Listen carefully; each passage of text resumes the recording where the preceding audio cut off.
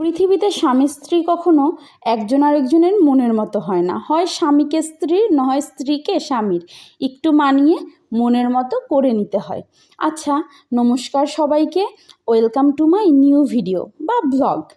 আমি কালকে দেখেছিলেন বাজার থেকে পমফ্রেট মাছ এনেছিল, তো আজকে ভাবলাম একটু পমফ্রেট মাছ করি। তো সর্ষে দিয়ে মাছটা করেছিলাম, জানেন তো খেতে মোটামুটি হয়েছিল, কারণ আমি রান্না খুব একটা ভালো পারি না। তো যেরকম পারি সেরকম করেছিলাম। তো আপনাদেরকে একটা কথা বলি, সর্ষে সব সময় ছেঁকে দেবেন, তাহলে কি হবে বলুন তো, গ্যাসটা কম হয়, রান্নার স্বাদটাও বেড়ে যায়। তো আমার হয়ে গেছে মশলা কষানো, দিয়ে দিলাম পমফ্রেট মাছ, আর করেছিলাম একটু পাশের উনানে ডাল।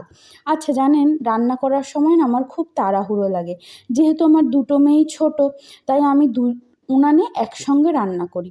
তারপরে বসিয়ে দিলাম ভাত, আর ভাতটা শেষে কেন করি বলুন তো, একটু গরম থাকে। আর আমার বাড়িতে না গরম খাবার খেতে সবাই একটু ভালোবাসে, তাই আমি শেষে ভাতটা করেছিলাম। আর করেছিলাম জানেন, চিংড়ি মাছের যে ফেলে দেওয়া মাথা আছে ওগুলো দিয়ে বড়া। তা আমার আজকে দুপুরের মেনুতে ছিল ভাত, ডাল, বড়া আর মাছের তরকারি। রান্নার শেষে ভাবলাম আজকে একটু বিকেলে বেরাবো, তো সন্ধেবেলায় বেরিয়েছিলাম। যেহেতু জয়ন্তিকা সামনে বসেছিল, তাই ওর